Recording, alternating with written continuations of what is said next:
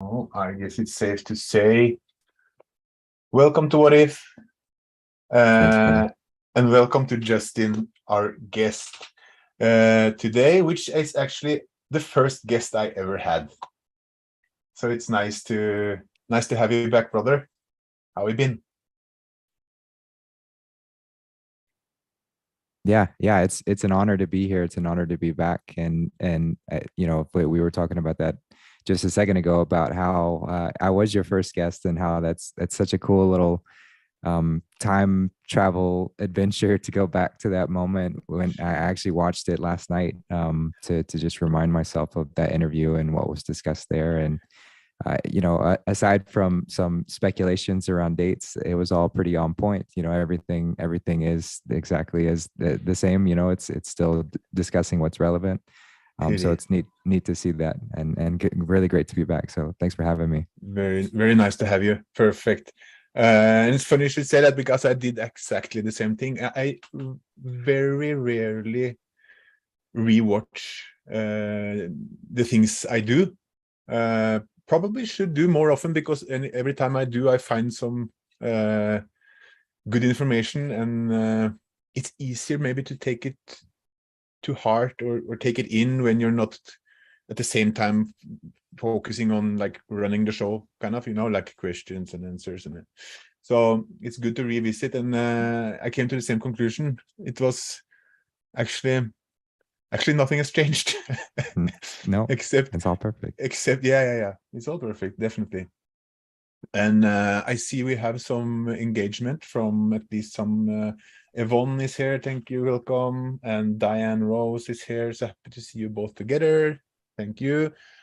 We can maybe get some feedback if our audio should be way off, like volume wise, because that can be quite annoying. Listen to a show with one is very high and the other one is very low. So if there's a difference, please let us know. Yeah, so no, like you said, other than throwing out some dates regarding when we would get out of the woods, let's say, if you think about the politics, it's all actually very audio is good.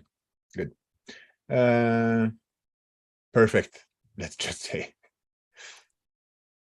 Yeah, exactly. It's always perfect, and it's just part of this learning experience for all of us to come through these different spaces and just do the best we can within it all, but also to be humble, the whole time, so we don't ever get too caught up in the what thinking we're right about anything in particular. And that's that non-attachment, right? Not being attached to anything in particular, and walking through with ease, walking through with flow. And that's ultimately the way that God wants us to move always, because we have to be ready for his magnificence to come through us and at any point without being attached to what it is that we knew. So it's always perfect. It's nice. So and the knowing and the trust in that is the fact is what makes life easy, let's say. I was going to ask you a bit about, of course, what's happened since last time. How's your journey been? We can go through the different things, but let's maybe, since we already touched upon it, when you were here, I don't know, it's a good year ago at least. You were at some rallies, yeah, Trump rallies and those kind of things. And I if I haven't mistaken, you mentioned in one of our texting dialogues that you were still going to some rallies. Is that right? Well, the one I mentioned in the last interview we did was the January 6th, Yeah. which I guess would be a rally of sorts. So that was a whole thing in and of itself. But then this year has been, I had never been to an official Trump rally for this. And this, their Save America rally. So this is when he would go to promote or support a local candidate for an election. At least that's the surface level talk of why he would go to these different areas. So it's all about endorsing different candidates in different elections, all to get ready for the midterms. At least that's the surface level discussion about why he was doing and speaking about these different things. So I went with a group from the Negative 48 crowd, and we went to just about every Trump rally this year. So we started in January, and I think it was more than 15 that I went to.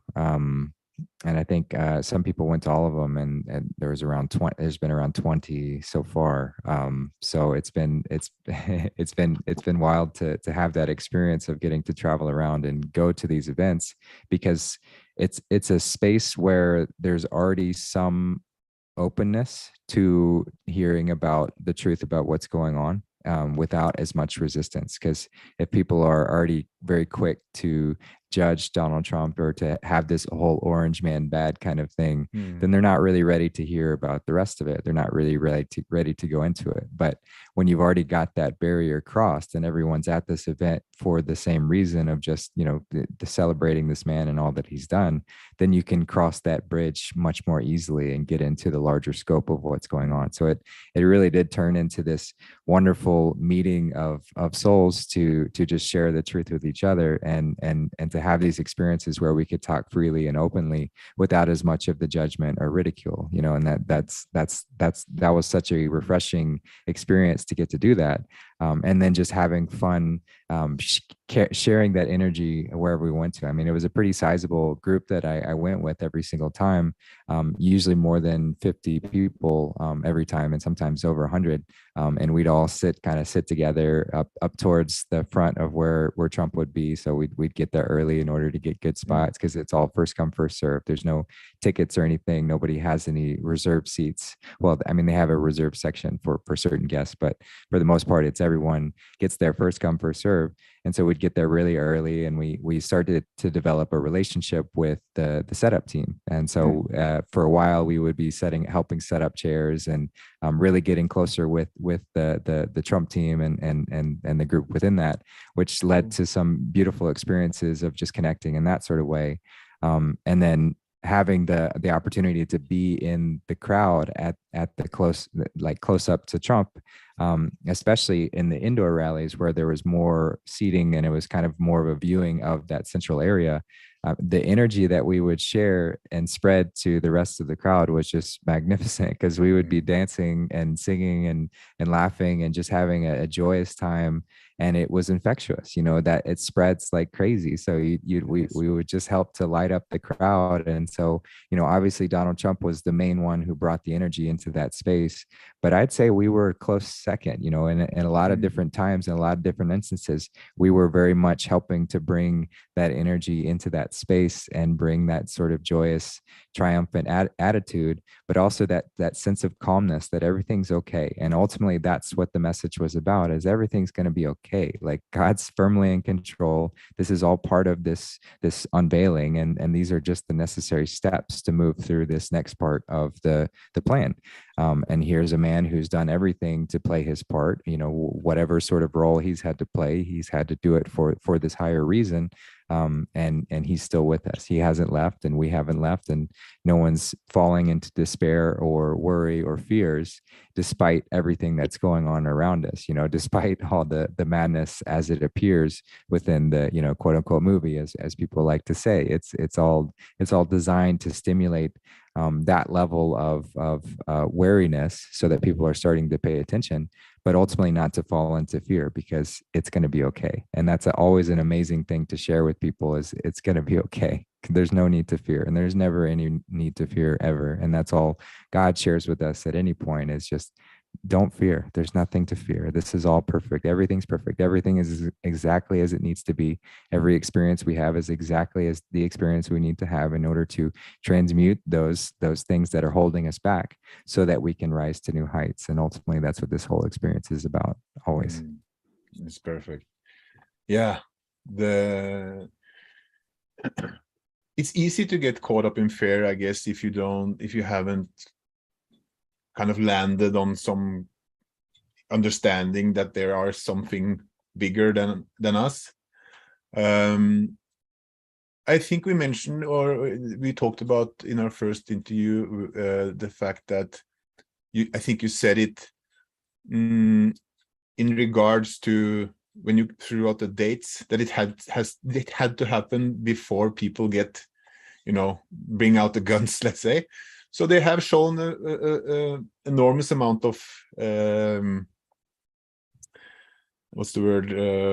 Patience. Or yeah, sure. Patience. What's the now been in the crowds, been with those kind of people? What do you think if they will do something with the midterms? Let's say they cheat again, and if they do, it will probably be so obvious that it will be revealed, and probably, if so, definitely the whole point.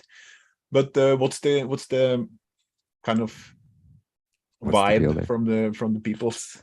Sure. Yeah. So, I mean, it has been this incredible balancing act. I mentioned that on the last show about how they've had to, strategically unveil all that's going on, and they're doing it in such a way that it pisses us off.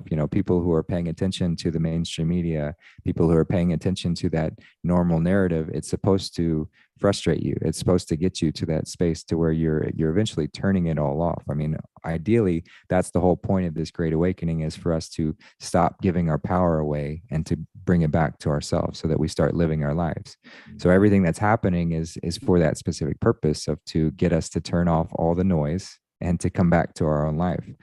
So for people who are still paying attention to it, it's driving them further and further into frustration, which ultimately is for the highest good, is for that benevolent ending of that disclosure and that realization of who we are and what we're here to do. We're not here to just pay attention to the news. We're not here to just work a job, and slave away for our whole lives. We're here to live. We're here to live and live beautifully. But as far as the feel of everyone right now, it has been this incredible balancing act, this slow burn, that they've been able to achieve, where they've had just enough to piss people off, but not enough to piss people off too much, not enough to the space to where people are willing to do anything drastic about it, because it's not about that tipping point happening before it's ready. Once it starts, then it won't stop, and I stand firmly by that. Once we really get into this, it's going to be where there's no question whatsoever. But up until that point, the illusion has to be maintained to an extent, because this isn't about just a quick fix. This isn't about just unveiling this one time and saving us from these horrors. If they wanted to do that, they would have done it back in 2016 when our country was ultimately taken over by the military. I mean, this has been a military operation since that point. But because they don't, because it has to be, you can't tell the people, you must show them. We have to experience it. We have to see it firsthand, and we have to come to this decision ourselves, so that it's not the military doing it for us. It's all of us saying, hey, you have done something wrong. You have abdicated your sense of humanity, and you have gone against your fellow man to this point, and you have to be held to account. To all these people who have been betrayed their fellow man to do whatever are going to be held accountable. But as far as the general feeling of where we're heading to, I mean, it doesn't take too much. It doesn't take too much looking to see that the potential energy is continuing to build, and everywhere you look, that potential energy is building higher and higher and higher. And I like to draw on this one example using the Trump rallies, but I think he's done it for maybe 5 rallies now at this point, maybe even more. At the end of his speech, he plays this one song, and he's never played a song at least in all the times I've ever watched him give speeches. He's never played music while he's speaking, but at his outro, he's had this song play in the background, and he doesn't name the song. It just starts to play. But if you look it up, it's this song by an artist called Richard Feelgood, and the song is called WWG1 WGA. So he's like literally playing a Q song in an official speech knowing that people can hear it, and knowing that people, if people want to know what's going on, then they can pay attention to that and they can see that. So he's just giving a very powerful nod to say, yes, it's this is happening. Everything that we've told you is happening. Everything that we've been connecting to is real, but it's not quite time yet. And so just to give that more comforting nod to people who are paying attention, so that we can be that beacon of hope and that reminder that like everything's good. It's all good. It's all under control. It's all exactly as it needs to be. But it won't happen until that moment where it needs to happen. Because once that does happen, it's they have to do it in such a way to where these minions, these cockroaches, they don't scatter, and they also don't try and hurt as many people when the reveal happens. So they actually have to believe that they still have a chance to win. This is all an art of war strategy. They have to slowly do it to this point to where they don't realize that they've lost fully, because they're so arrogant. These evil minions, they're so arrogant. They still think that they can win. And so it's done in such a way to where it's giving us enough of an indication so that we're comforted, but also in the space to where as soon as the curtain, as soon as the curtain drops, that's when the arrests happen. That's when everywhere, at every point, as everyone sat down and realized just how far we had fallen into hell. And that's when the disclosures start to happen. And like I said it last time, but we are just around the corner from that, because the way that they're accelerating this narrative and the way that they're sharing it with us, it's not leaving any room for doubt anymore. And so the point, back when Trump was in office, when he was in office, on that stage kind of level, Q often referenced how the media would never ask the Q. They would never ask the question, because they don't want to actually ask him, hey, are you tied to Q, or are you associated with this information, whatever. They won't ask him that question, because then it brings up all the other questions that they have to ask. And they can't go there because they don't want to actually have a serious conversation about it. They'd rather just have the shit throwing, shit slinging kind of mentality towards it, to where it's just mocking it and keeping it in that space. So we're fast approaching this inevitable point where it has to be addressed, and it could be aligned with possibly like a Trump arrest at some point too. That's certainly a possibility in this movie, of just having a demonstration of how would the people react if that happened. And where would you align? This is all revelation. This is all the time of choosing. So every point that happens is stimulating that choice within us to say, which side are you on? Where are you going to be? Where are you going to fall? How did you treat your fellow man as you were going through this process? Where did you turn to? Did you fall into despair, or did you stay strong? And these are going to be things that we're going to forever remember as this point, this pivotal point within this moment where we step out of this lie, this shroud that we've been living in, and we step into truly who we truly are. And it's incredible, because it's such a amazing expansion, and that's what's really happening. So yeah, so that's kind of the general feel of what's going on right now. Perfect. Just I heard, I haven't seen it myself, but I heard that he was seen with the Q pin on. Have you heard about that, or seen it yourself? Yeah, there was a picture posted, and that's another very powerful aspect that he's doing too. He's retweeting, so he retweeted a photo of him that was wearing a Q pin, and I've heard that was a real picture, but the Q was when he was supposedly honoring the Queen, at some point forever ago. But that's just the surface story that they try and tell, and it's just another kind of joke that why would he knows the climate. He's not a dumb man. He knows exactly what he's doing when he's posting and retweeting that kind of stuff. He's stirring the pot. He's getting people to choose a side, to be either so agitated by that behavior or to be comforted that he's doing it for the right reasons. But that's not the only tweet that he's done. He's been retweeting, retruthing, I guess he's not on Twitter, but he's been retruthing so many different Q posts and Q announcements. Just there was one time where he spent a whole day just retruthing Okay. all these different Q posts, and it's like you're going to tell me that this man has no idea what he's doing and he's just being careless with how he's doing this kind of stuff. No way. He knows exactly what he's doing, and he's just giving another powerful nod, a powerful indication for anyone who's paying attention to say, hey, like, it's okay. I'm here. This is all part of this plan, but it has to play out this way. It had to be this way because we're not quite ready. But once we're ready, everyone's going to know. There will be no doubt whatsoever. Okay, now the family is starting the party, I think. Can you hear the music? Yeah, just a little bit, but it's not too bad. Where was I going? Yeah, I don't know how you experience it in your experience, but I have seen a growing, let's say, it seems to me that there seems to be a growing group of people who think that he's as bad as the other ones. They're all equally bad. Let's say. Personally, I don't think so. I'm still trusting the plan, but I don't know how you thought about it, reflected on it, contemplated. Oh yeah, there's a very much like I said, this revelation, this time of choosing. So it's those kind of doubts and fears and things that can creep in and they can take over somebody. So, and it's nothing that's happening is actually being done to curb that. You know, everything is happening organically to allow people to align wherever they want to go with. And unfortunately, those who have those sort of fears within them, they're going to further deepen within those. You know, it doesn't matter what will come out on the world stage, that they're going to view it as just another authoritarian attempt to take over and to steer us into another sort of trap.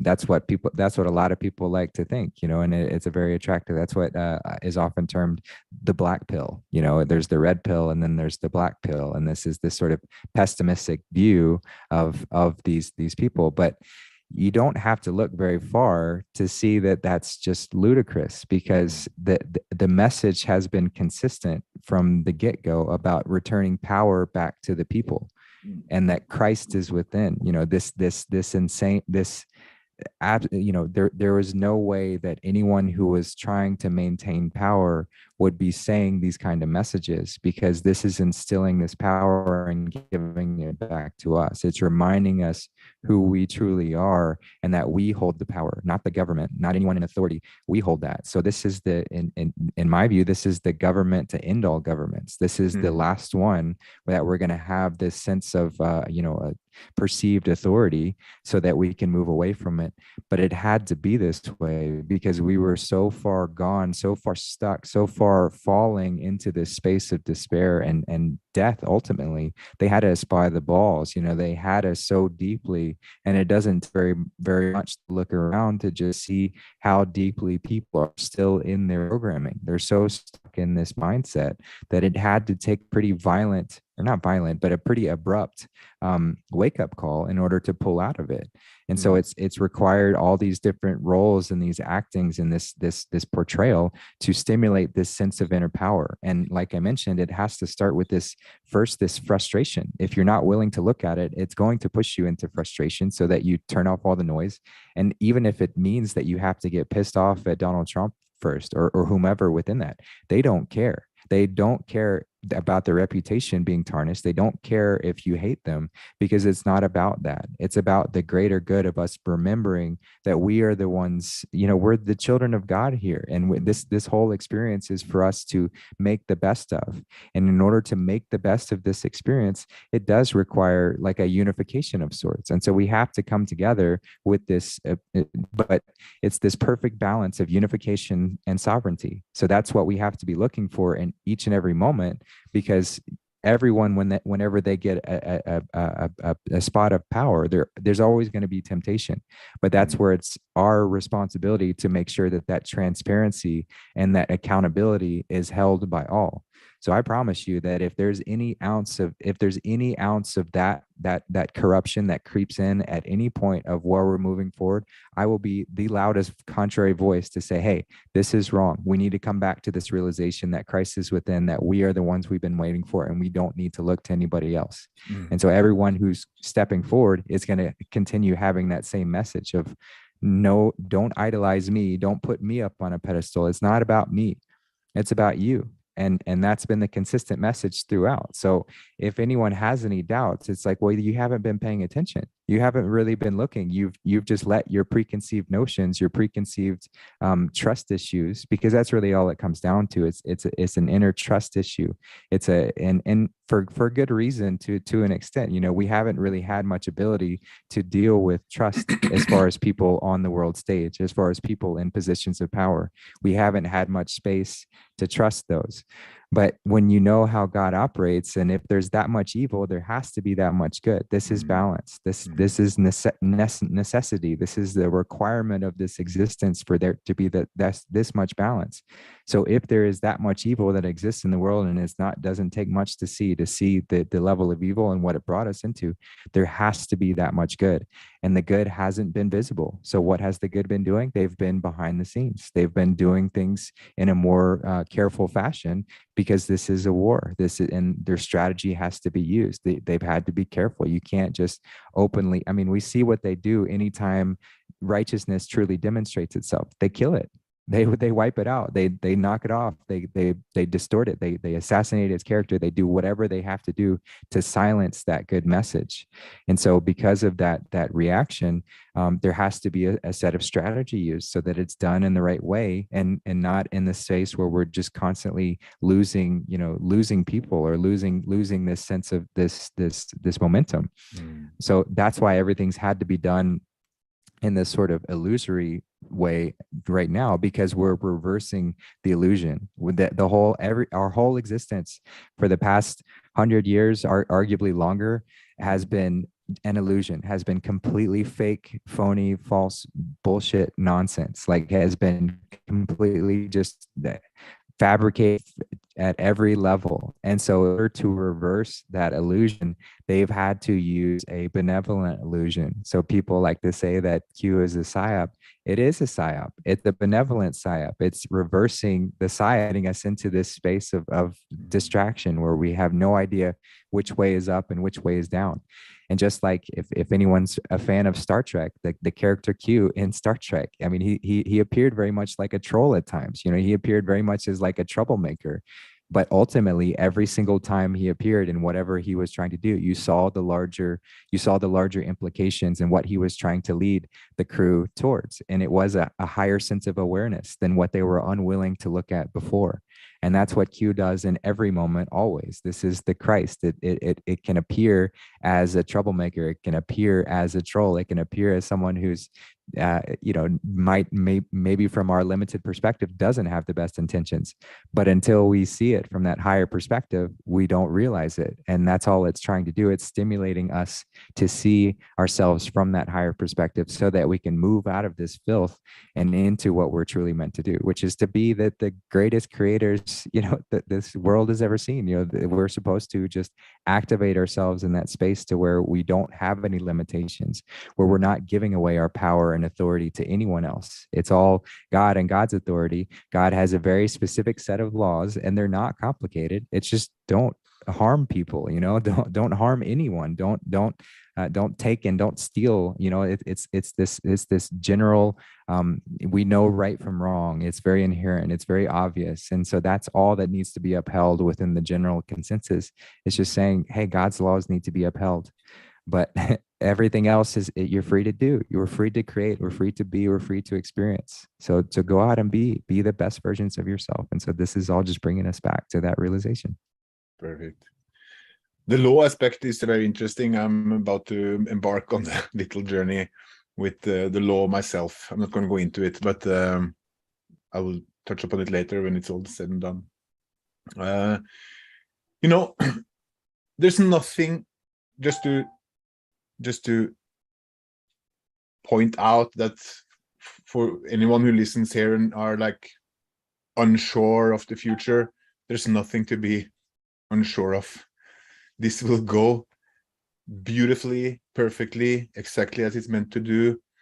And like we know, it's all about energies, frequencies, vibration, and with this Aquarius age comes the second coming of Christ, or God, Christ consciousness, call it whatever you want, but it will be a time where we understand that it's about cooperation and not competition, and we will unite and we will make a beautiful, beautiful world.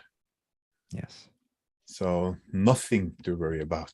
Nothing whatsoever. Do not fear, my child. That's what he says. That's what he always says to us. Don't fear. It's all perfect. Everything's always perfect.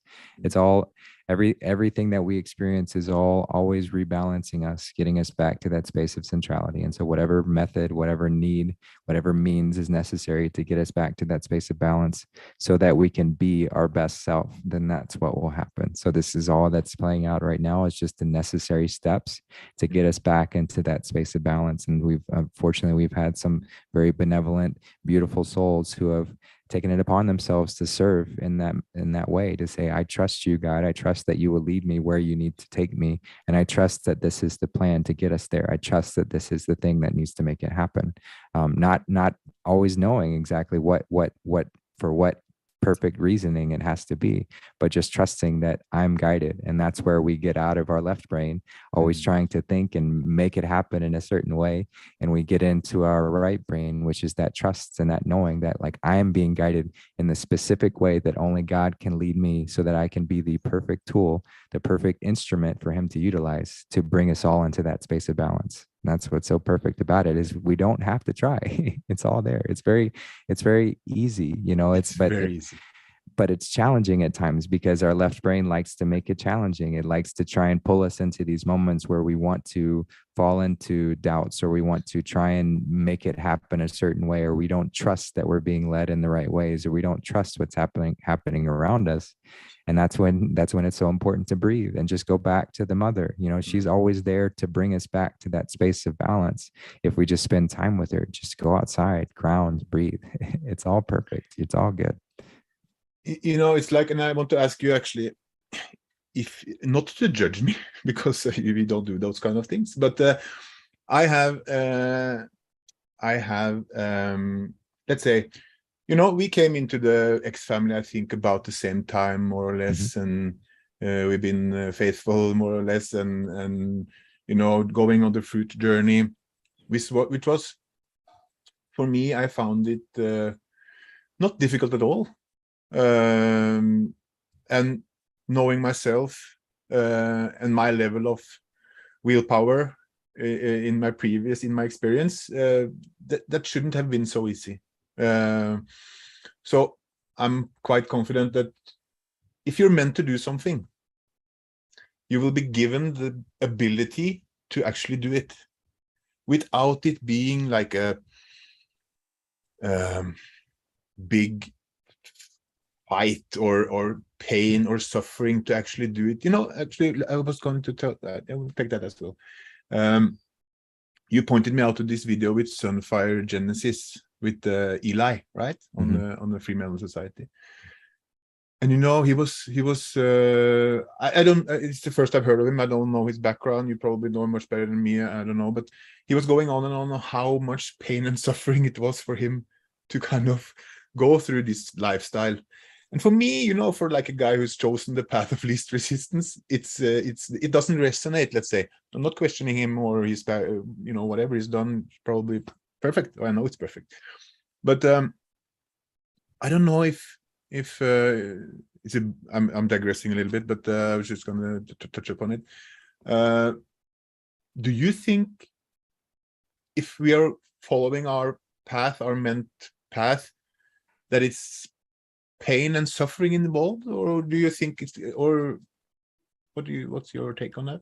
Well, I mean, suffering it depends on what level of what level you're really describing it as. I think ultimately suffering from a spiritual perspective is not necessary at all. It's there if we need it to, as a tool to get us back into balance. So that's all suffering is really there for. That's all pain is there for, is to just bring us back into balance, so that we're not trying to toil, we're not making it into this complication in this way.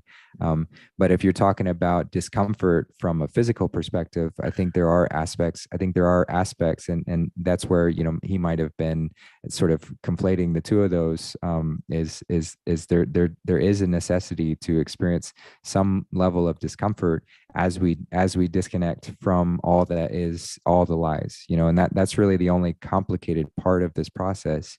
The truth is simple. The truth is always simple, and it's always a simple space, and it's always very comforting to be there and to experience it. But where it gets complicated is when we're attached to the lie. So if we have these attachments to this complicated lie that's really taken over and woven into every ounce of our day and our being, sometimes disconnecting from that can be uncomfortable. So that's where, from a physical perspective, the detox that can occur. And I know that, Justin and I, when we did the initial juice fast way back in the end of 2020, I experienced a lot of discomfort going through my initial detox of having my candida die off and having a lot of change within my body. And there were moments where, there's the discomfort is very there. And so I can either choose to look at this discomfort as if I'm a victim, and as if I'm bound to that pain and that suffering, and I have to own that. Or I can use that discomfort as just a reminder of like, oh shit, I fell off the path very far. I was off-ended. I was very imbalanced in that moment. And so this is just this reminder so that I hopefully don't get off balanced again. It's a powerful note to just keep us on that straight and narrow. So that's where I would distinguish between those two, as far as, we can choose to take suffering as a part of this experience or not, But for me, at least, even though I had all these, let's say, detox symptoms, feeling very crappy, I still had the power to prevail. I still had the power to go through it. I had a friend, who joined me out of sympathy, I guess. And when we got to the first, I was proud of him doing just, the full week of juicing until we got to the first weekend where our die-off symptoms started. And where you definitely don't feel like having juice. At least we had that same experience. We started the same. We had started to have the die-off symptoms at the same time. He jumped ship. I prevailed and finished. Okay, I have done things wrong, coming to refeeding and those kind of things, but that's okay. I've completed the different fasts during the last couple of years. But as I was going into, I have this strong feeling that whatever you're meant to do, you will be given the ability to actually do it.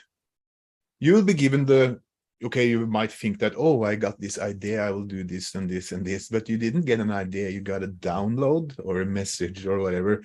If you're able to pick them up, and if you're not thinking too much, right?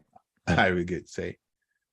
Yeah, that's the importance, that discernment, to have that clarity to distinguish between these nudges and nods from God, from the benevolent creator that's always guiding you to your highest potential. Or is this coming from the left brain trying to steer and take ownership of that process? And it can get tricky at times, and because it's always there trying to deceive us. It's always there trying to get in the way and take us into that space. And now I have this interesting, I would say, a question for you, because it's something I'm going through at the moment. I had to be honest with myself. So I found myself during this fruit journey, because I've always questioned the fruits themselves. We live in Norway, not too much organic. Everything comes from the other side of the world, harvested early, spade. I've always had this thought in the back of my mind that it's probably not optimal fruits, at least, let's say. You can always say that it's still the best alternative, but I had to look at my experience, and what I found was that after a while I had B12 deficiency, I had D deficiency. This was in the early spring, so after a long winter you can probably have some of that anyway. A bit fatigued, not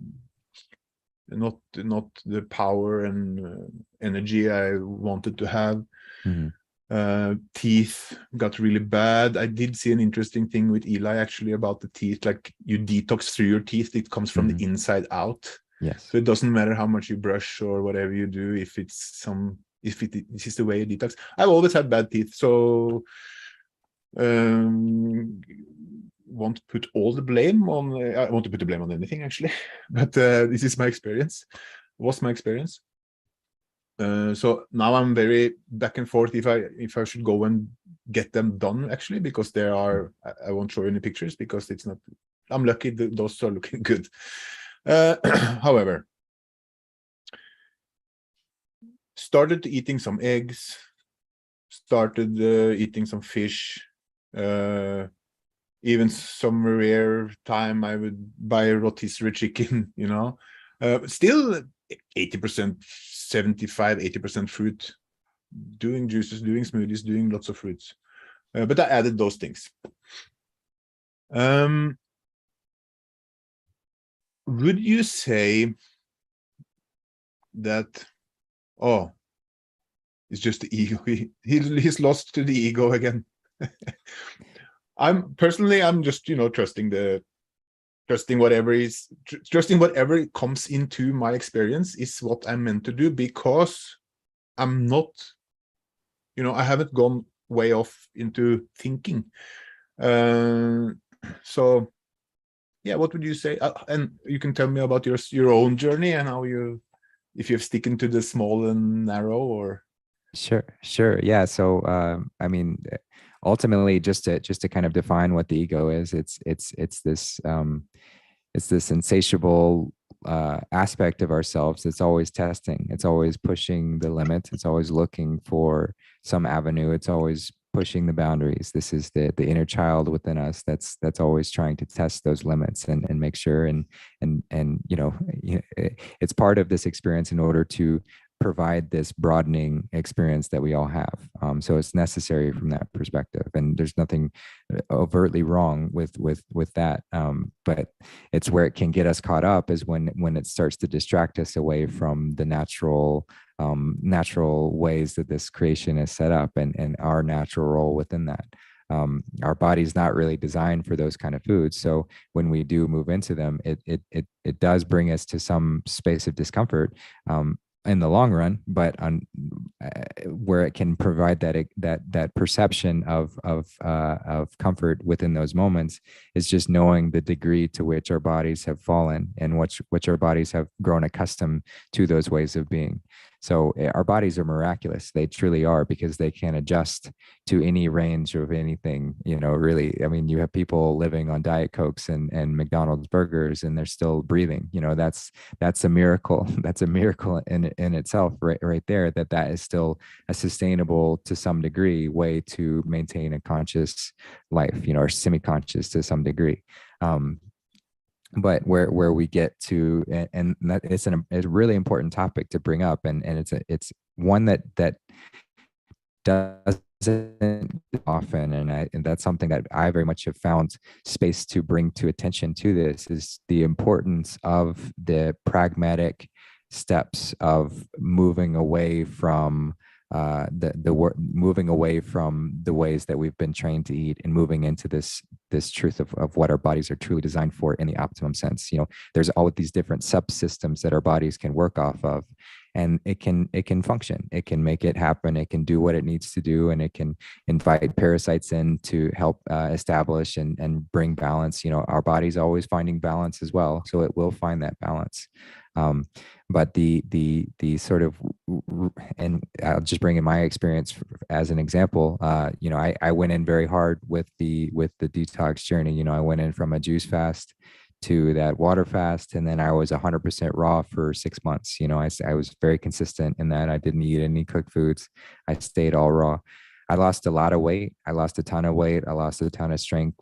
Same sort of thing. Like my hair fell out to an extent. I had I felt quite weak in a lot of moments. Same thing with the teeth as well. There are moments with that as and so I've pulled back on going so hard and so heavy into it, knowing that that is a route that we can take. I think that's certainly something that one can do if one's willing to have that moment of true breakdown, where you're literally breaking your body down to the core of what it was.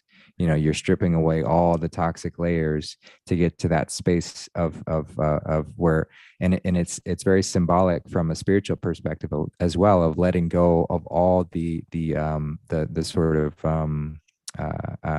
ties or attachments to my physical appearance or what I look like, so that I can be born anew within that experience. And so there's always a way, you can go through that in that sort of fast and heavy kind of fashion. But I don't particularly prescribe that to anybody. And I think that I had that experience in order to sort of go through that for other people, so that I could give some suggestions otherwise. Because ultimately, I think it's important to just be honest about where we are and take little steps. Take those little steps to move forward. Depending on, I mean, if you have a life-threatening ailment, then you have to be a lot more drastic and extreme. Like, there's just no getting around it. But if there's no life-threatening ailment, if you're not in a debilitated state, then I think it's so much better to go at the step-by-step approach, because then you're introducing sustainable lifestyles every step of the way. So if right here, right now, all I'm doing is saying, hey, I'm going to intermittent fast. I'm going to narrow my eating window down to a certain period of time, or try and get down to just where I'm only eating one heavy meal a day kind of thing. That's a hugely powerful step that anybody can do at any point. So that's always kind of like what I suggest people to do as the first and foremost. Like, if you can reduce your eating window down to a smaller period of time, you're doing tremendous things to your body and to your health, no matter what you're eating. And then if you start to look at what you're eating and say, hey, I'm not going to eat the processed foods anymore. I'm going to cut out anything with an ingredients list, anything with these labels and these strange chemicals and things that I don't know what they are. That's what I'm going to cut off next. And so you just eventually go down this sort of stepping stone approach of reducing, the things that, because it's not about the food. It's not about what I'm eating. It's about taking away the limitations. So ultimately, the food is a form of limitation to a degree. So we're trying to refine that choice to where that limitation is less debilitating than the next.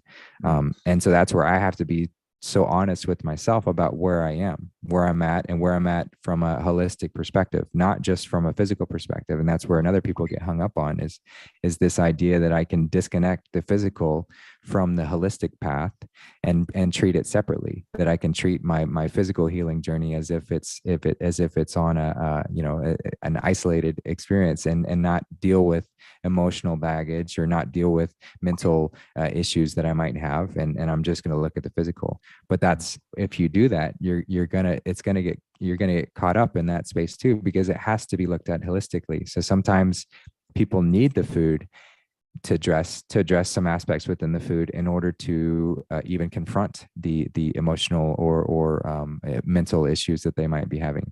Sometimes it's the other way around. It varies from individual to individual. And so that's why the importance of self-responsibility and truly being honest with oneself about where they are, and then you taking the decision on what is that next step to move into that direction of where I want to go, and stay there as long as you want to stay there.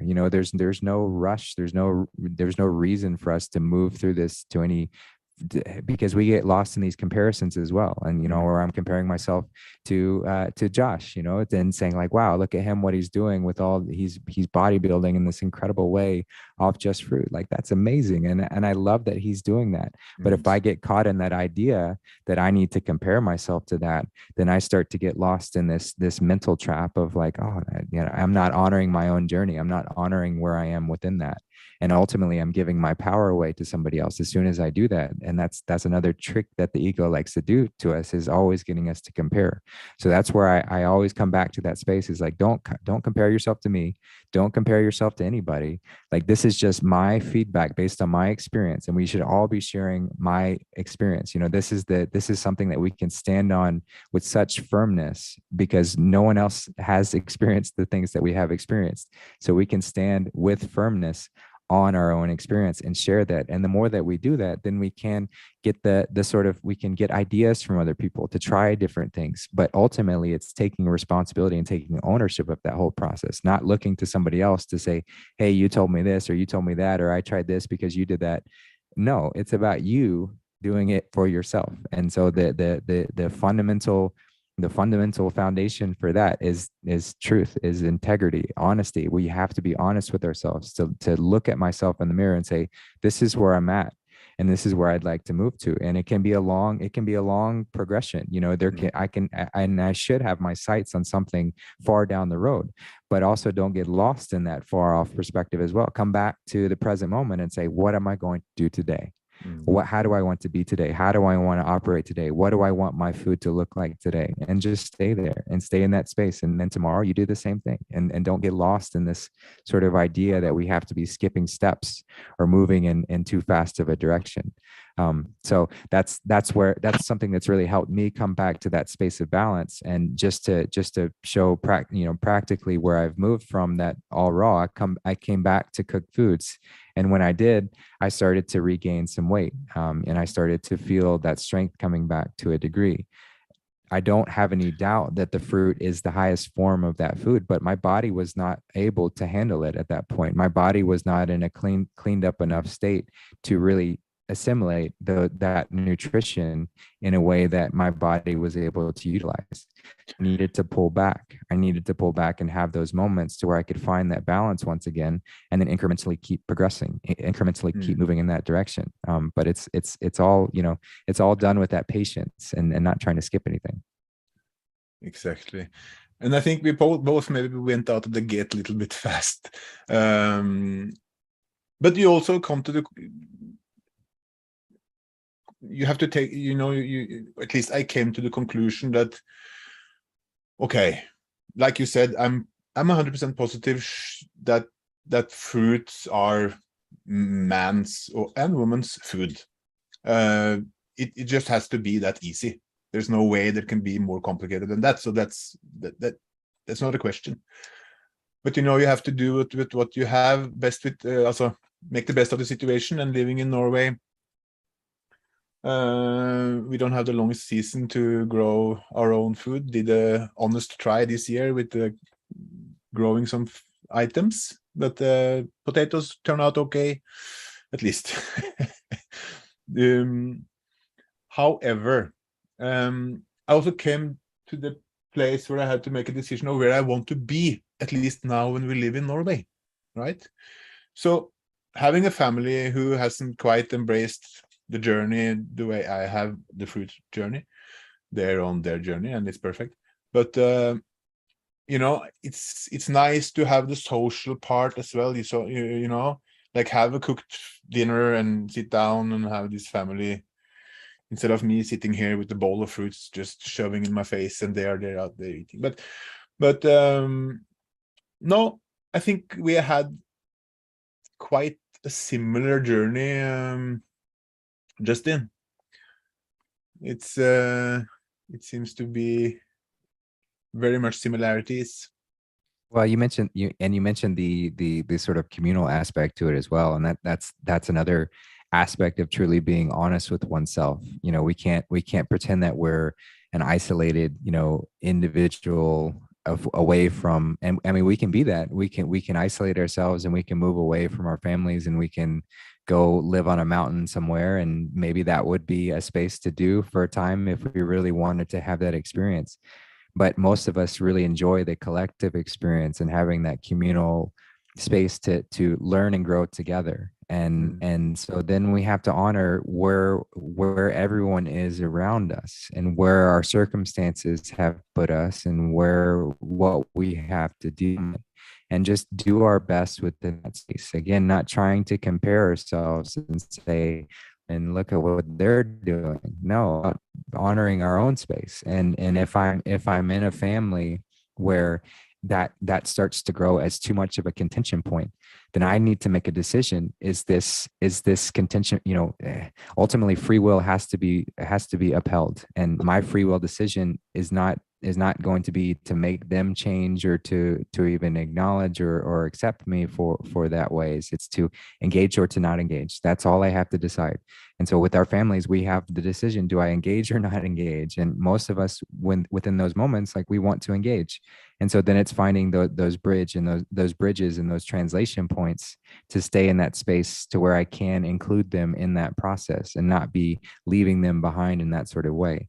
But it's a balance point as well, because we also don't want to be held back from experiencing and being the highest version of ourselves. So it's this, all of it has to do with that trust that God is going to lead us into that space of maximum potential, but also not lead us into unnecessary misery and isolation in that as well. And so there's always this and again, coming back to being honest with oneself. Be honest about your own circumstances. Be honest about where you live and what you have to deal with. Be honest about what you're having to deal with on a regular everyday basis. Do you have to go to work every day?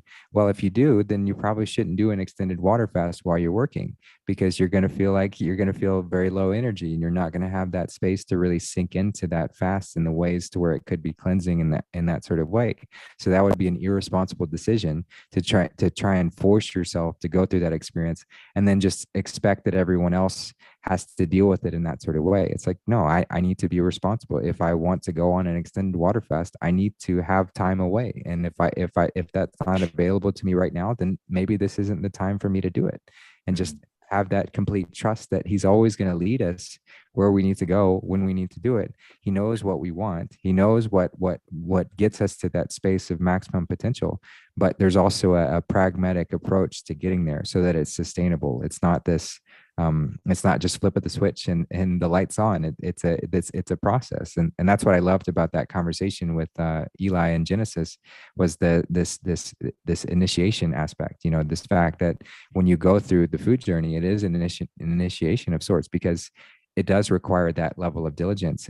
And you do have to kind of isolate yourself to a degree. But if you're not ready for that, or if your family's not ready for that, then that's probably not the right space to go to. We still need to have that care for those around us, to not be leaving people in the dust and just discarding relationships in that sort of degree. But again, it's a balance. It's a balance, and not being bound to those relationships to the point where I'm inhibiting my own growth. So there's always a balance to it, and he's always leading us to balance. And so it's just our job to trust that. It's just our job to trust that in every moment, always.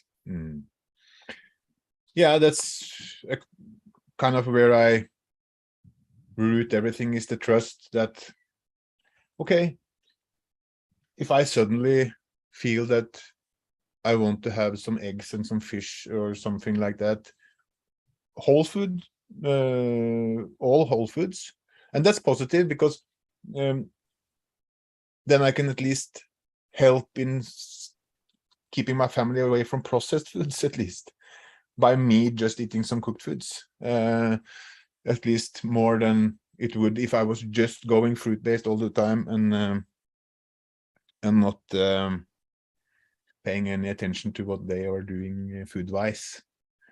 Yeah, absolutely. I mean, I was faced with similar kind of choices this past year as well. I spent a lot of time in the US traveling and being with a group of people who were on all levels of the food journey, some willing to engage with it and some willing not to at all. And I could have made the decision to stay in that isolated state of being, trying to go through my detox, really working through these uncomfortable symptoms, staying in that sort of weakened and skinny state, and not eating anything at all of what anybody else was eating.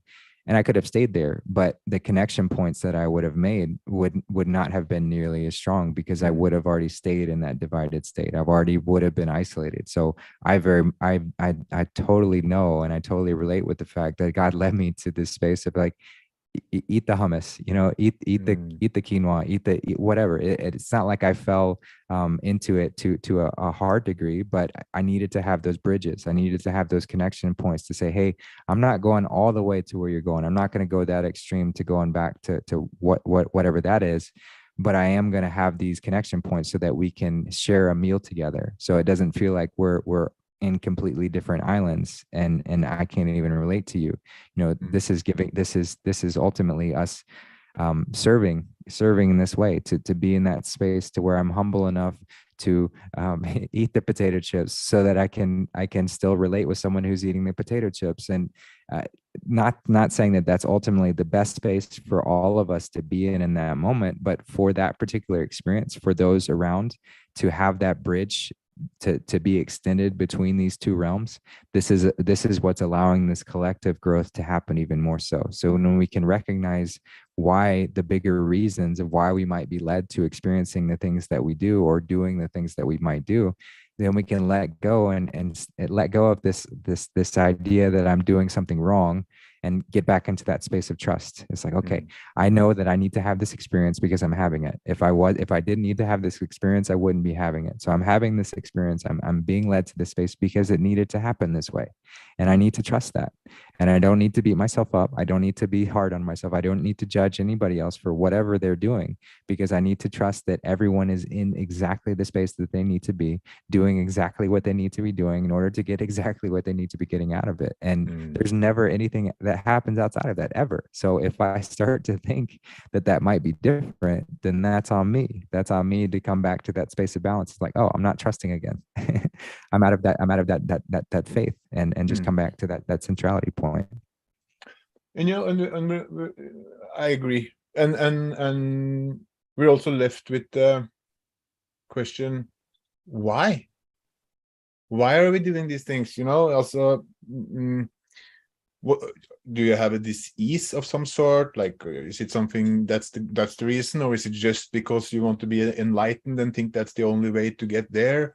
I can be honest and say that probably maybe I'm not vibrating as high if I have some meats and eggs as I would if I didn't. But maybe it's still high enough, let's say.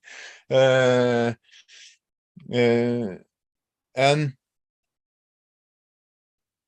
so what would you say? What's your reason? Why did you choose this path, if you did? Well, yeah, I mean, it's really, we like to make it complicated, and we like to invent all these different reasons and come up with all these different things. But ultimately, this whole experience is just for that. It's just for the experience to have, so that we could have this perceived sense of separation, that we pretend to be separate, so that we could lose ourselves within the experience, and then come back to realization again. We could put the pieces back together again. This is this perpetual scavenger hunt that we're playing with bits of ourselves, so that we could rediscover who we are, and then see ourselves from that different perspective through that whole experience too. We wouldn't have this whole experience if it wasn't as enticing, if it wasn't as alluring, if it wasn't as tempting. This is all by design, in order to provide us this challenge, so that when we start to put the pieces back together again and start to rediscover and remember who we truly are, we have this sense of gratification, this sense of joy of like, oh man, that was a tough challenge. That was really tough in those moments, but we did it. We moved past that point, and we're able to see with higher clarity. We're able to see with a higher perspective from that moment. Impossible to actually do unless we went through the whole experience in the specific way that we did. So for me, it's just finding peace within that, finding peace that I am just a node. I'm a tool. I'm an aspect of this one infinite creation. I am my own unique, individualized perspective, experiencing this experience from only the way that I can. And everything is set up within this creation to help remind us who we truly are and get us back to that space of maximum potential. But there's also the duality aspect of, there's much within this creation as well that's designed to tempt us. It's designed to challenge us. It's designed to entice us and pull us away from that space. And if we didn't have that challenge, then there wouldn't be the reward at the end. You know, with this is arguably, I mean, we've done this infinite number of times. This is the hardest we've ever done it. So it's difficult, it's challenging, but it's supposed to be that way. So if I can look at those challenges as a necessary element, and as a almost from an appreciative stance, not from a victim stance, but as from a truly acknowledgement of this whole aspect and what we're doing here, then I don't have to get lost in this idea that it has to be a certain way, or it has to go a certain way, or everything has to play out exactly as my mind might construct it in that moment, because this is all just a play that's playing out. You know, this is all just a game that we're playing, that we're supposed to take seriously. You know, I say game, and I don't mean to make light of it, but it's a game that we're supposed to take seriously, but not too seriously. We're not supposed to get so enveloped into it that we lose our sense of self. But we do lose our sense of self because the game is so enticing. And that's what makes it fun to play, because it's a challenge to overcome. So what would you say? Let's say, yeah, I agree. It's a game. So how far do you think we have to go before we're able to level up? So we don't have to go back and play the same level again. Do you think it's just the realization that, you know, of unity, that we are all one, that we are from creator source, and coming to realize that you kind of, you know, finished the level, or do you have to go beyond? Well, I mean, even the levels and things, like, those are all just concepts. They're constructs. They're all made up. Ultimately, this is just you know, there is no separation. So every perceived level of separation is it's just part of a spectrum. So we can classify this spectrum, and it's helpful to a degree, so that we can discuss and see where we're going, and share ideas in that state. And it's not hard to notice the levels that we overcome within our own lives. You know, when we come to these realizations and we find these levels of peace and contentment with life around us, I mean, that's getting to another level. You know, I'm certainly in a different state than I was years ago, when I was within the corporate world and doing all the toil and struggle and all these different kinds. Like, that was a hell of sorts. That was a different level. That was not one that I want to experience again. And I know that I won't experience that again, because I've imbued enough of that learning from that level to never go back to that state again.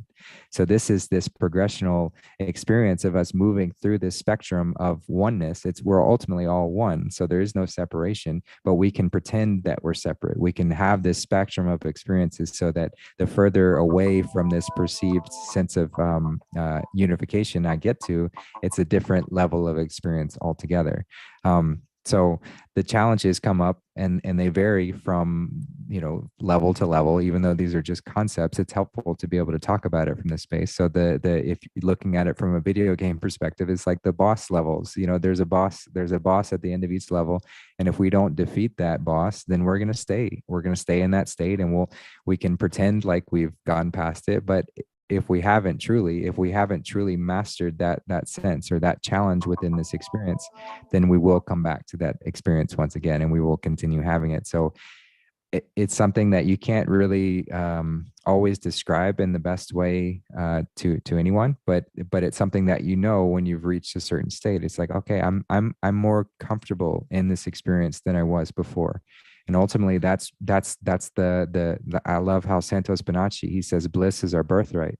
You know, and so the further along we get within this experience, bliss becomes just a natural part of it.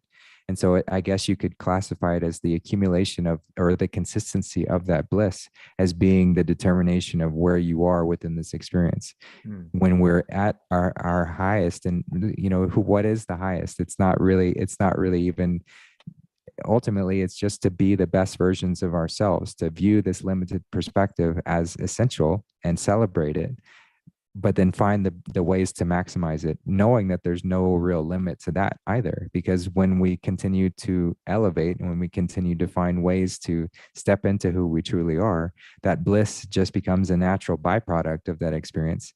And that's a way to sort of calibrate and see, where am I within this experience? Am I still dipping into these lower realms of the seven deadly sins, or whatever the case may be? Or am I above that state where I see that so clearly? And yes, I might have that temptation in a moment to, emotions might come up and I might have that temptation to fall into that space. But if I can see it, if I can observe it, if I have that clarity, then it dissipates immediately and I don't dwell in there. So it's always there trying to pull us back. It's always there to challenge us. But if we can stay consistently at that elevated state to where I'm not falling into those challenges and I'm just using those and recognizing that they're there for a beautiful reason, to keep me in this elevated state, to keep me in a challenge state. Like our ego, it's a sparring partner.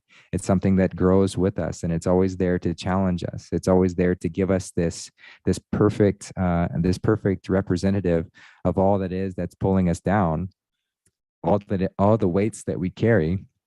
That's all our ego is. It's just all the weights that we're carrying. And so when I can recognize that and let go of those weights, then that process is what allows me to rise to new heights. It's this constant dying and resurrection. This is the cycle that we're always going, where I'm dying to the moment, and so that I can be reborn to all that is. I died to what I knew so that I can live to what I now know, and not be attached to anything, any which way, trusting that my experience is always leading me to that space of maximum growth, no matter what.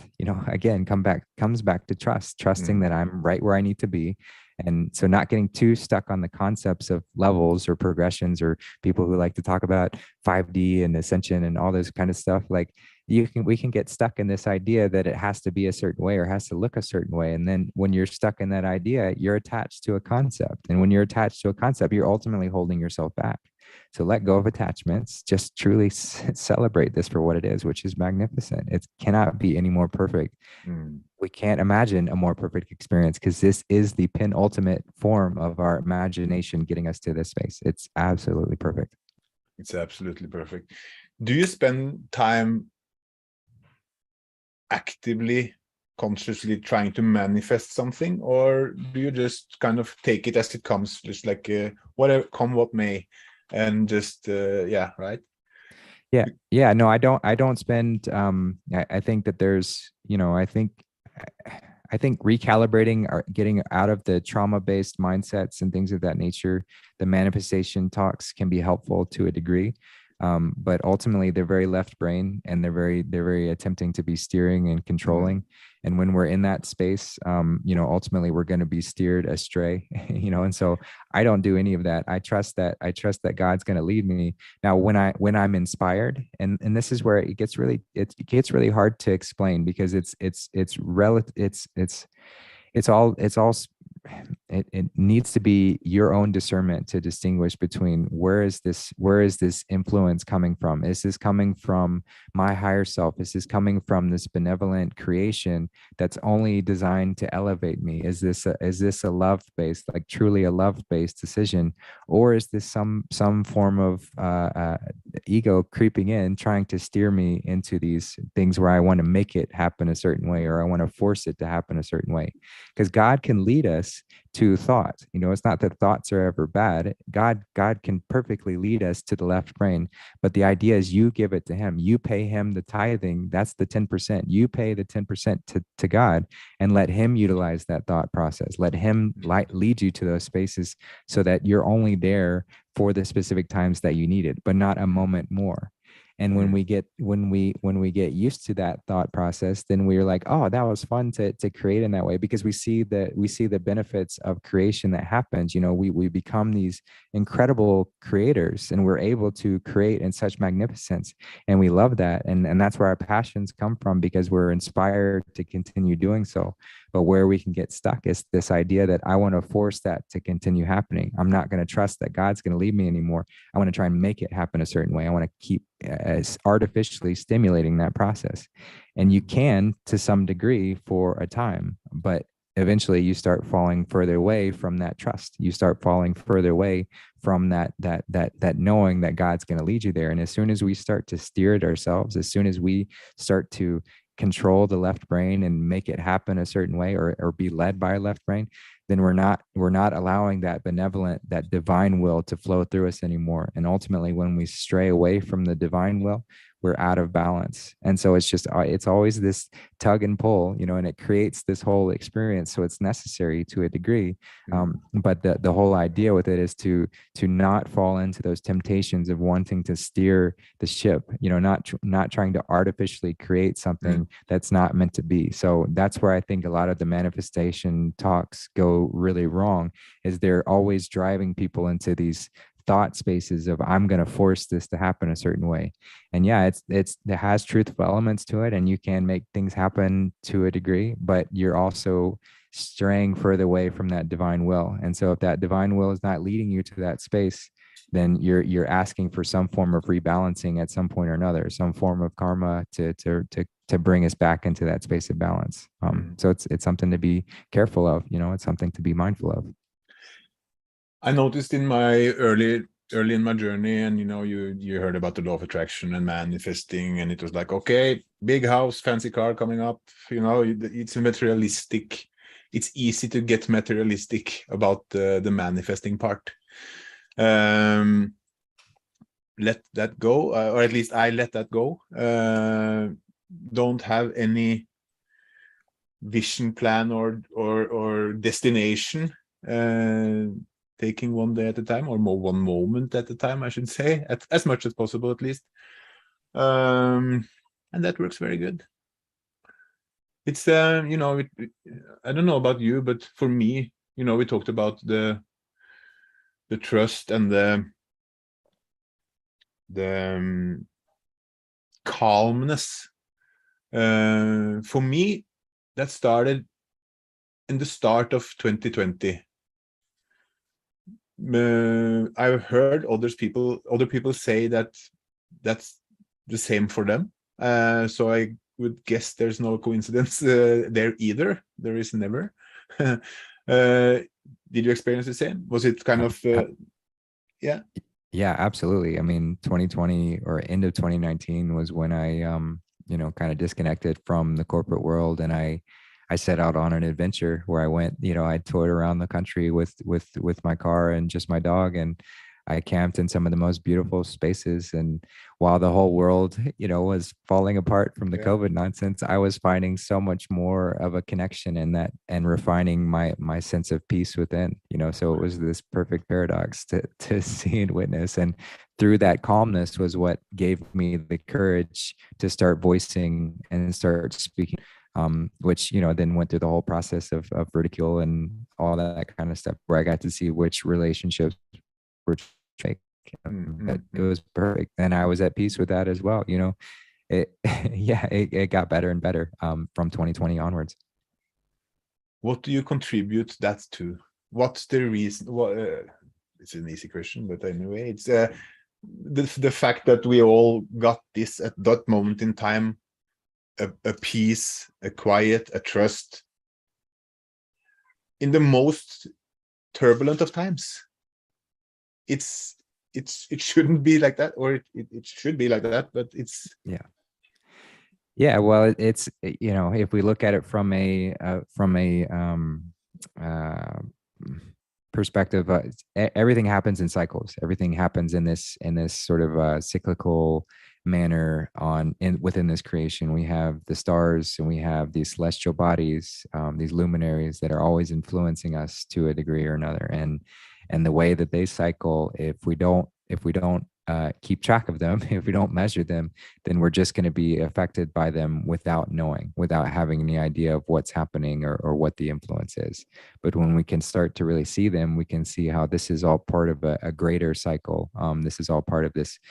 So this was a shifting out of one age into another, and this was a moment where if the cabal was firmly in control, and if the COVID stuff, if that was all by their design, that was them trying to clamp down on what they knew was coming. They knew that this cycle was shifting. They knew that we were going to have this renewed sense of freedom, and this renewed sense of doing what's right and stepping outside of the bondage and the slavery. And so they had to clamp down on that system so powerfully to keep us from realizing that, you know, that they didn't have time anymore. They were trying to slowly boil the frog, if you will, and get us to that space to where they could enslave us better than they ever could. Because they knew that this was coming. They knew that this space was coming to where we were going to jump out of it. And so they had to accelerate their plans. But just in that same way, since this was hijacked, you know, by benevolent forces to steer that plan in a different way, they also knew that we're coming into this realization. So they took this nefarious plan and they put it into a way to keep us, you know, to simulate what they did have planned, but also drive us out of this acquiescence to where we're just giving our power away to anybody. So the whole experience was designed to piss people off, so that they realize just how far we had fallen, so that we come to that realization ourselves. So it's a natural process, and it would have happened one way or another. There really was no stopping it to a degree. But when we can work in alignment with it, then we can have it happen in a much smoother fashion with less casualties and less sort of disastrous results. And that's ultimately what this plan has all been a part of. It's how do you reduce the casualties? How do you reduce the calamity as much as possible, given that this is inevitable, given that this shift is absolutely inevitable? And so as we step out of our stupor, and as we step out of our slumber and our unwillingness to examine what is around us, and we start to see these celestial movements once again, and we start to track and recognize these patterns that they exhibit, then we can start to work with them. And it goes as simply from just a moon cycle. You know, we need to be working with the moon and recognizing that on a new moon, that's the time for you to find that peace and that stillness. That's the time to really work on oneself and to let go of anything that doesn't serve you anymore. And the full moon is accelerated energy. And if we're not ready for it, then it will knock us on our ass, and it kicks people. That's why people go crazy during the full moon, because they're not prepared for that new sense of energy from that body. And this is the same with every cycle. As we see these things moving, we can either work with them and create, or we can deny them and work against them, and we suffer. You know, this is all just part of this grand experience that we're having. It's God's clock that's always moving.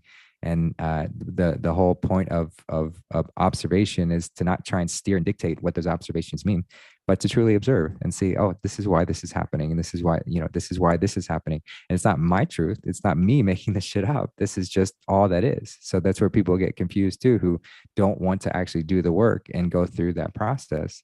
They want to blame somebody else for making up something, or blame somebody else for saying it is this and that. But all it takes is you to just observe what is. And that's all truth is. It's just observation of what is. It's not me trying to steer anything. It's not me trying to say this is mine.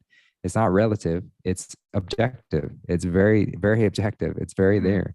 And we get to work with truth, or we get to fight against it. You know, that's our choice, but it's not going to change it. And we get to decide, do I have a pleasant, blissful experience, or do I have a suffering, painful experience? All our choice within how to experience this whole thing. But it's all perfect either which way. We always come back to balance.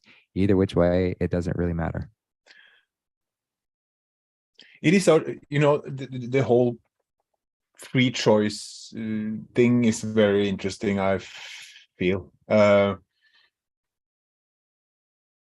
sometimes contemplating, like, how much of a free will do we actually have? Do we have, also, let's say if there's a grand plan set, there's a set motion we all move in, where does free will come in? Like, how much of a free will do we have? Like, for me, I'm at least when one has come out of the the place where you think too much and you're worrying and you're anxiety and you're depressed and you're all over the place. When you come to the trust, you found the trust, you found that what will be when it's meant to be. Then how much of free will do you actually need? Like, you just along for the ride. I don't, of course I can choose my color of pants and but how do you look at that? Yeah, well, the gift of free will was necessary. Like I mentioned, the ego that's where that sort of sense of separated free will comes from. It's this insatiable desire to always be pushing the boundaries, testing the limits, trying different things. And when what this provides is this pathway for divine will to line up with and to move in that way to where the experience is expanding. So there's divine will, and then there's our limited, perception of free will and what we can do. And the whole aim to live within bliss and alignment is to align ourselves with that divine will. So we're gifted free will as a necessary part of this experience, so that we could have this perpetual kind of testing and pushing the boundaries. But then the whole point is to give all that up and to come back and surrender to that divine will. So it's necessary to have this kind of constant tug, to give us this perceived sense of like, oh, I want to do it that way.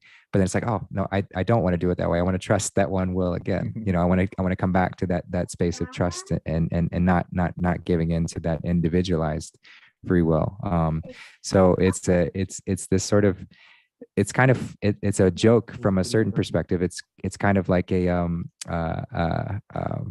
it's a dance with madness that we play. It's a dance with insanity, that we have this perceived sense of separation that we're playing. Hey, what's up, brother? we have this perceived sense of separation that we're playing with, and the whole idea is to come back to realization that we are not separate. So we pretend that we're separate, and that the creation is designed to allure us into this sense of separation. But then we let go of that sense of separation to come back to the fact that, oh, we weren't separate. This was just a game that we're playing. So it's this constant back and forth between these two realms that we're supposed to find balance in. And ultimately, that's the whole point of this experience, is to find balance, because then we walk in two worlds. We walk on the physical connected to the metaphysical. We're able to connect heaven and earth. We're able to be that link between. But it does require this constant sort of nagging of this desire to deviate away from the divine will. And so when we can see it and recognize this sort of shadow and the pull away from that divine will and why it's necessary, then we can celebrate it and not shy away from it. And as soon as we observe it and we see, oh, okay, here was me being tempted to move away from that divine will again. I see why and where that led me to experiencing this whole experience in a way that helped me to learn to let go of that once again, so that I could experience the reward of coming back into that divine will. So God gave us free will so that we would give it up, but he's not going to force us. He's not going to force us to give it up. He's not going to force us to surrender it. It's up to us to let go of that. So that's really the only space where our will comes into play, is that minute little area of surrendering, of having that space to where I'm surrendering to that divine will, and this is what I'm committed to each and every day, to that ultimate surrender. I have to be the one to give it up, and if I'm not giving up my free will, then it's taking me into whatever sort of madness it will. Yeah. And that whole experience, that's the game, that to come out of that madness once again and come back into that divine will. So it's there for a purpose, but it's there to let go of. It's there to get us in trouble, actually. To put it simply, yes, absolutely. But It's there to get us in trouble, because this is the hero's journey, and you cannot have a hero's journey. You cannot have what makes a good story. You have to have an antagonist. You have to have the full spectrum of experience to have a fruitful and exciting story. Nobody wants to hear a story where everyone is just good and happy and it's just that all the time. Like that's not an exciting story. We want to have the drama. We want to have the full experience. We want to have the challenge to overcome, the damsel to rescue. This is all part of us. This is just us. And so when we can recognize this story and why we love it so much, then we don't have to experience it on a collective suffering kind of scale. We can keep it simulated into our realm, and we can write stories and we can play games and we can do all these things to simulate this experience without actually going through the full depth of suffering. And then it just becomes a part of the process. It's this perpetual figure eight that we're doing. And there's the part of the figure eight is the fall. And that's a necessary part of it. We're supposed to fall. This is a seasonal, cyclical thing. The season we have season fall, that we could realize what we were attached to, realize what we had grown accustomed to, let go of those things, then fall away, so that we could spring to new life. And this is this dying and reborn, that's constantly playing out here to give us this full fruition of experience, so that we could rise to new heights. We have to integrate the shadow and the light. They're both necessary in order to provide the spectrum, and without the spectrum there is no experience. And so this is all just, it's all perfect. And so then our the divine will is always leading us to where we're not using suffering as a necessity to have as a part of this experience. We don't have to have that. But in order to not have suffering as a part of this experience, we have to surrender constantly. We have to always be dying constantly, at every moment, always dying to the moment, always being willing to let go of all the attachments that I have, so that I can keep growing, trusting that he's not going to discard everything that I have. That's not what I mean by surrendering all that I have. It's not just mean that it just goes away.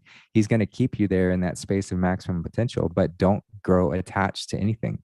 Don't grow attached to this idea that anyone has to be a certain way, that I have to have a certain thing, or it has to look a certain way. Because when I get stuck in that space, that's my ego pulling me into that fall, just so I could come back together again. So celebrate the fall and celebrate the reunification. It's just there to constantly be growing, because every time we do, we rise or we fall really far, and we can choose to have that fall, and this is where having that space of balance and viewing this moment here, where we've seen the level of depravity and torture that the world is experiencing and has gone through. It's still necessary, because we chose to fall all the way down here so that we'd hit that rock bottom, so that we can rise to new heights, and we can experience life like this if we want to, where we fall really far to rise really far, or we can have simulated falls to where we're just falling a little bit just to rise higher. It's just giving that potential energy shift so that we can keep rising, because that's ultimately what we all want to do. That is the prime objective of God. If you want to look at an objective, it's to perpetually expand. It's to perpetually grow and always be expanding, always increasing the experience. So God's always got these mechanisms in play to never have this stagnation truly sink in, to never get to this space of complacency where we're not expanding. So everything is always there to stimulate that expansion. So if we're not expanding ourselves, if we're not going through the motions of allowing, surrendering to God and that divine will that's always leading us to this expansion, well, then circumstances are going to arise naturally to create that expansion, whether we like it or not. And that's what we've gone through now, is we chose not to expand. We chose to be complacent. We chose to fall into laziness and slothfulness. And so we created this whole experience that we're having now. And so we're having a huge karmic repercussion of the choices that we made. It's nothing wrong. Like there's nothing wrong with having it this way. But from a certain perspective, it's not as desirable. Nobody wants to have suffering. Nobody wants to go through this level of trauma. So hopefully this will instill this renewed sense of commitment to not go through this again. so that we don't go through this level of depravity ever again. And that's the aim, you know, if we have one, of just having that, so that we can take responsibility of this process and always be dying to ourselves and not allowing the collective to fall this far. We have to fall and then rise, just constantly be committed to this process, because that's all life is, you know, that's all this experience is. Beautiful. I can just tell you, if you didn't know, you're very much loved, Justin. The comment field is full of people who send you their love. I don't know if you probably don't have the comments if you're not looking at the here I the can YouTube. I was thinking maybe we can Thanks, just scroll through and see if there's some question you can probably address. But I just have one more. It's not of a very spiritual art, but I just, you know, our economic, the world economic, or central banks, everything is in turmoil. There's about to shit is about to hit the fan, let's say. And for people out there, you know, it can be a good idea to kind of try to keep some of your purchasing power if you have any money.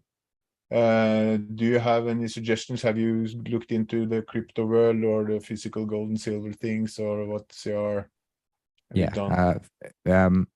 crypto I don't really recommend unless it's an asset-backed currency, you know, if you're talking about XLM or XRP, or the sort of derivatives of those. But aside from those, I don't really recommend getting into anything other than physical gold and silver. I mean, this is we have to get away from all that is bullshit, all that is lies, and move back to the truth. And that is a true element. It's a true part of this creation. And so any opportunity that you have, and I know that this is an opportunity right now, that these prices are kept artificially low by the good guys at this point. They were kept artificially low by the bad guys to keep this inflation under wraps, to keep this illusory world and us realizing just how much we have been duped.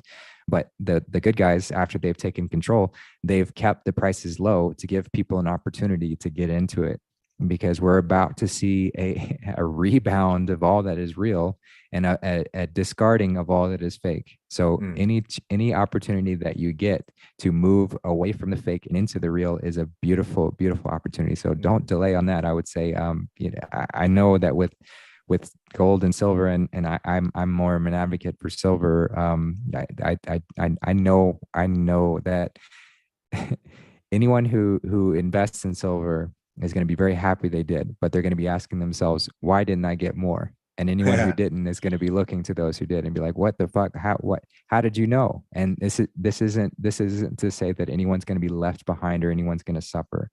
Everyone's going to experience this abundance, but the flip of the script and moving away to where the money was all held by these corrupt, nasty, corporate, fake people, it's going to, the wealth of the wicked is saved up for the righteous. The meek shall inherit the earth. So anyone who was paying attention and saw that we can move back to this space of realness, and it also reverses the curse of what had them buying, you know, betraying Jesus for silver. I mean, this is all biblical. This is moving. This is this antidote to this vampiric banking system. That's why silver destroys the vampires allegorically, because it destroys the bankers. The bankers are the vampires. They're the ones who drink the children's blood. So silver is there, and it breaks their system. And when we move away from the fake fiat to the real, that'd be just an incredible flip of the script. So people who never had money before, didn't have much, even if you buy just a few pieces of silver, you're going to have a ton to work with. And like I said, it's not going to be limited to anybody. Everyone's going to experience this abundance. But as far as the initial drivers, the ones who get it first and foremost, that's going to set the tone. That's going to set the tone for this benevolent creation. So those of us who have been paying attention, we're more apt to starting humanitarian projects that are going to help people wherever they are. We're more apt to help our fellow man and move from this space of where everything is centrally powered, you know, and everything happens from this governmental aspect, and moving back to where we as the sovereigns are the ones who spread God and God's love wherever it needs to go. And eventually we'll move away from money altogether. So we don't need to get too tied up in the monetary aspect, but it is necessary to have these stepping stones to move away from that fake system and getting into the space to where we are the value. You know, we are the ones who hold the currency. It doesn't exist anywhere else. But to have these stepping stones to get away from it, yeah, that's where I'd recommend any and everyone get into gold and silver. Don't delay. Even if you just buy one piece of silver, it's like ridiculously cheap. It is to look at to see like how, yeah, don't delay there. I share your opinion there, brother, and I know there's a lot of beings that don't have any money to put in silver, and okay, then that's that. But and like I challenge that, because we're talking like $25 or $30 for an ounce of silver. Like if we can recalibrate costs of where you can spend to buy 1 ounce of silver, you can get some, you know, and so that's and there's even junk silver in ways that you can get smaller portions of it for much cheaper. So silver is like, gold is a different matter. Gold is more expensive, it's harder to get into, but silver is like one of those things, like no matter where you are, no matter how tight you are, you can still get a fraction or a tiny amount, and just set in your mind, like, hey, for this paycheck or whatever, I'm going to put aside $20, and that's going to be my silver fund. And when I have enough to buy some silver with that fund, I'll buy some silver. You know, it's really not, it's not difficult. But yes, don't get too hung up on this idea that you have to have a lot or whatever else. Everyone has exactly what they need to in order to move forward. So yeah.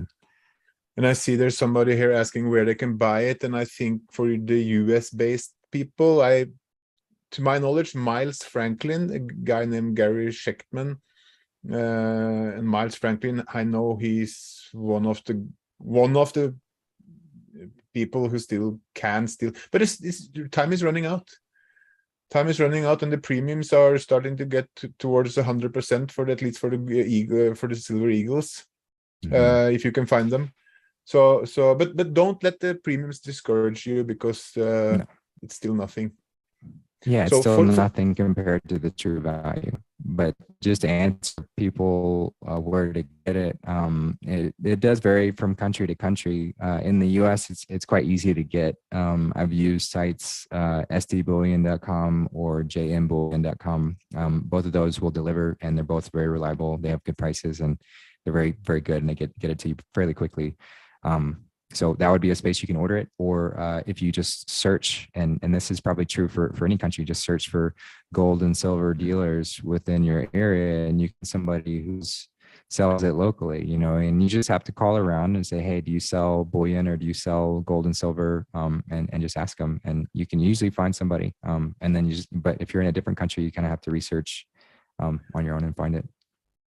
I would advise the ones who will try to go for whatever in stock. If they say like, yeah, we can get it in 3 weeks to 4 weeks, then you know, don't pay in advance at least, because that can be a issue. I've heard. I'm no expert, but I know. Yeah, I've never had any issue with those two sites. But I can't speak for any other ones. You know, I just have my own experience. I've kept you for good 1 hour and 40 minutes, brother. I don't know if you want to. Should we scroll down the comments and just see if there's any questions you'd like to address? Sure. Yeah. I mean, I'm always open for questions, and you know, if anyone who mostly love, so you can take that to heart. Yeah. Thanks, guys. I but I appreciate see, like Rose Parker has a question, like, please explain the flipping of Charlie Freak on 9/11 in Hollywood. It's awesome if most of Hollywood is good and no one died at 9/11, but why now? Why hasn't this been revealed before? I don't know. I haven't heard about it. Well, I think so. Just to simply answer that question, you know, people like to get stuck on this idea that I don't know if people think that Charlie Freak knows everything all the time, or but we're all learning, so we're all committed to the truth. Charlie's very committed to the truth and nothing but the truth. So if things present themselves, and if he has to revisit a subject or change a perspective on something, that's going to happen, and that's going to continuously happen. So if people get stuck on this idea that anyone's got it all figured out, and that anyone will be staying consistent with one message, then whomever that is idolizing that individual, and they're attached to that idea that they have to be 100% right all the time. And if you're doing that, then you're not really committed to this investigation process. We're all figuring things out. And so just specifically talking about, Hollywood and 9/11, he's revisited both of those areas and determined that within Hollywood, the vast majority of the creators, the actors, the directors, the producers, anyone who had a creative effort, they're most likely good. And there's some powerful people within those organizations that were fighting for our highest good all the time, and that's where we get the idea that Freemasonry was evil. Freemasonry is the best, it's the greatest, it's us, it's righteous path, it's the Christed path, it's Freemasonry. So anyone who's a Freemason and says that they're bad, they're not really a Freemason. But because of this effort, there's been this conscious effort to tarnish anybody's name that did good. Just look what they did to Germany. In World War II, I won't get into too much within that, but they very much use that example of trying to tarnish anybody that does what is good. So this is just revisiting of the fact that most of these people within these roles were disclosing this information for the fact that it needed to get out to us in a way that didn't reveal to the cabal minions that they had lost. So it's a strategy. This is a very much a strategy to get this, and they don't care if their reputation was tarnished. They don't care if they had problems with it. So I know a lot of people had issues with the fact that Charlie's been talking about Tom Hanks and how Tom was a good guy, and how that all the information that we saw about him being, an adrenochrome pusher and all this kind of stuff, like that was all a role that he was playing to disclose the fact that this was happening. And he was using his own reputation, not caring if it got tarnished, in order to get this information to us, in order to play the part. So him and Isaac Cappy were very much working together, pretend like they hated each other and pretend like Tom Hanks killed. They're both alive and they're both there. They're both working on the same team, but they're actors. They're actors trying to get this to us. They're actors trying to help get us to this space of realization, all while playing these roles so that we don't get too tied up into how it has to be. And so the same thing happened with 9/11. That was very much initially a cabal planned event. They had the plans to make that happen in that way. It was going to be quite devastating and drive us into all these problems.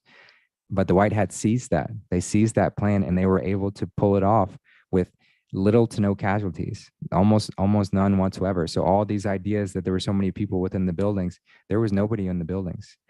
And why do you think it was a controlled demolition where they literally fell on their own footprint? If the cabal was doing it, they would have been going for as much devastation as they possibly could. They would have been knocking them over and having them cause all sorts of other buildings to have problems.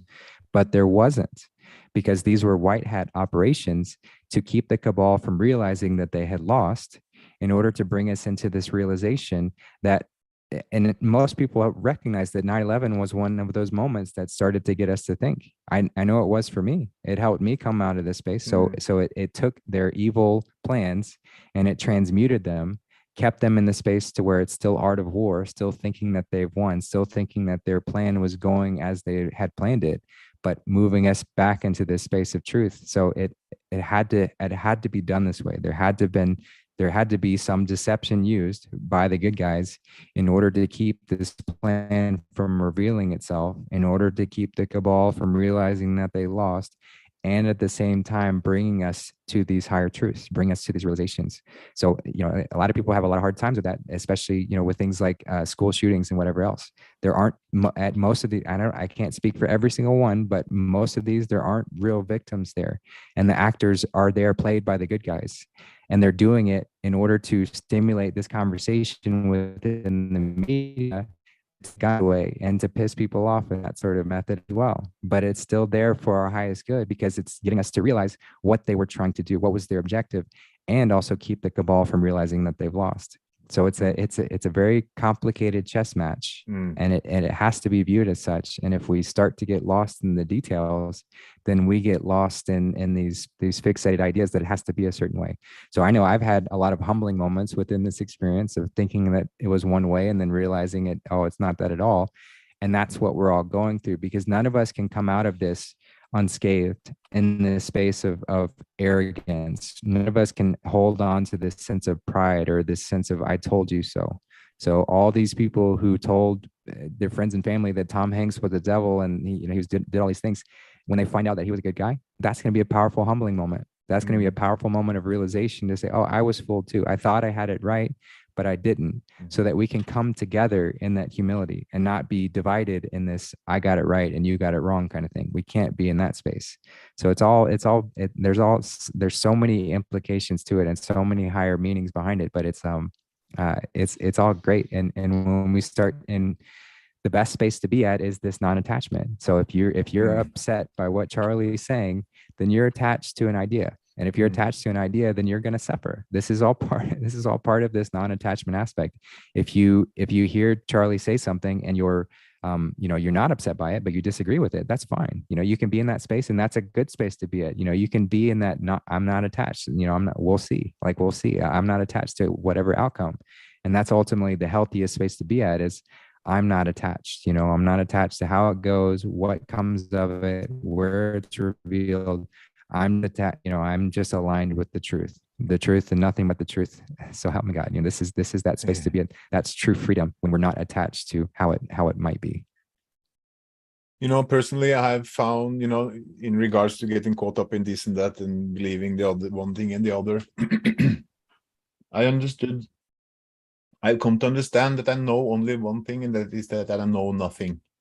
And apparently that's also something Socrates, it's funny because I came to the conclusion, and then I came across the information that was something Socrates should have said.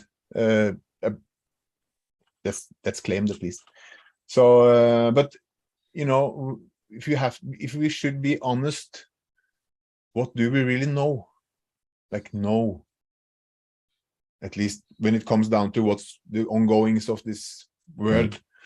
Yes, we know that, we know what we have been through in our own experience and how it's affected us and those kind of things. You can say with a certain level of knowing, but everything else, I don't even care. I know this experience is because I know that I am connected to this. I'm also connected to things beyond experience. That's all that I know ultimately. Everything else is somewhat relative. Yeah, we have mostly perceptions and perspectives based on whatever we have gone through. So, we all kind of have our own truth. But I'm not sure if truth, your own truth, is the best word to describe it. But it's said a lot, and I think it's the closest thing you will come to. That's your own truth, and realizing no one can say what your experience is. No one can take that from you. That is it's a perception. It's not necessarily truth from an objective perspective always. Our perception can be off, but our perception is true. No one can change our perception. No one can change our what we experience. That is true to us. And if we all just got aware and accepted that, there would be no arguing, quarreling. You just accept, okay, you have your perception, I have mine, he has his, she has hers. Let's dance. Yes, exactly. We can agree to disagree, and that's okay. It's okay. It's perfectly okay to be in that space. And Yeah. Because division is definitely one of the biggest issues we had, Yes. have. Yes. But divide and conquer is an effective concept. Yes. Brother, there wasn't so many questions in the comments. There was mostly love. So take Yeah, that. I see a couple. Will you be staying in Mexico for a while? Yeah, that's So I don't I don't plan. And when people ask me about plans and things like that, like Mhm. I don't imagine long, far off, distant futures kind of thing. I'm here right now. I'm in Mexico and I'm loving it. So I'm gonna be here in Mexico because I'm loving it, and that's it. So that the plans the plans are always funny. I don't do plans, and I don't like doing plans, so I'm not gonna do plans. Don't do the plans. Don't do the plans. Just experience the here and now. Enjoy the here and now for just it's just exactly how it is. You know, it is beautiful. It is perfect. Mm. I'm going to say thank you so very much for your time, and sorry for Thanks, pulling brother. out of bed. Oh no, you're good. It's perfect. Yeah, You're- this was a good opportunity and a wonderful discussion. I really do appreciate you having me here, and Mine. for getting to catch up with you and to see you, brother. I love you very much. You're an incredible soul, and you're doing such an amazing job at all that you do and all that you carry, and it shows. So I just want to honor honor all that you're doing, and just appreciate our relationship within that. And I can flip that around, so I don't have to say all the things that you said, but it's equally appreciated. You're equally appreciated. Thank you very much. And hopefully we can do this with not so far spread time-wise. We'll do it in the perfect time as we need to. But yes, I would love You to can do be it sure again. of that. You can be sure I of would that. love to do it again anytime. Just let me know. And I have to say thank you to, because I know most, or if not all, of the live viewers are your beloved followers. I have followers or subscribers or whatever you want to call them. But so thank you to all of you, and thank you and goodbye. Yeah, thanks, guys. Love you Bye. guys. Bye. Love you. Bye.